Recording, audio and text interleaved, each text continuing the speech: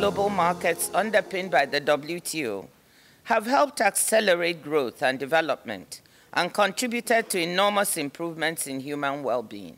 I think the most important thing people need to understand about international trade is that it impacts almost all of the hot-button issues that fuel our discourse. Whether you care about climate change, whether you care about women's economic empowerment, whether you care about bridging the inequality gaps between countries and within them, trade has a role to play, and the decisions governments make about trade have a role to play.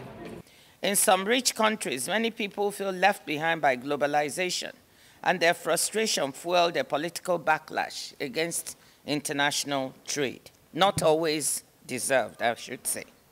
I think people often misunderstand the scale of international trade, just how much of what they interact with every day has crossed borders not once or twice, but often a dozen times, and how even small disruptions to the way that that works can have profound effects on everything from public health to inflation and what we're paying for things at stores.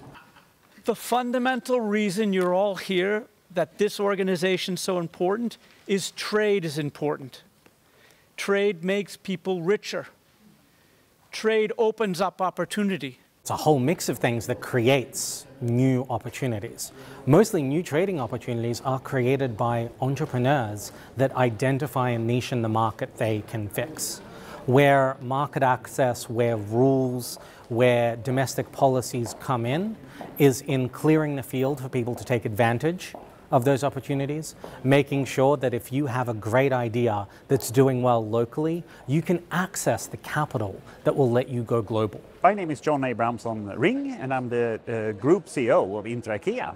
When Ingvar Kamprad started IKEA, it was very much a trading company. And trade has made what IKEA is today, where we can then utilize the full value chain across with a global perspective and optimize this. And that is very good for IKEA, but we also believe it's very essential for the world. There is still a tremendous amount to be gained at every level, from specialization, from trading with one another, and from a predictable trading climate. And that our challenge in Geneva and beyond is to work out how to rebuild the trust that allowed that prosperity for the first two and a half decades of the WTO's existence. The WTO sets the groundwork, the rules, the regulations that we all should adhere to and follow. So I think there's a very important role for that to play. It's not the only role. I mean, we have companies, we have legislative in all governments, etc. So we all have to sort of help each other here for a good open, rule-based free trade. So those of us who believe in multilateral cooperation and in global rules and in the power of WTO to enable trade for the benefit of the whole world, we must come together.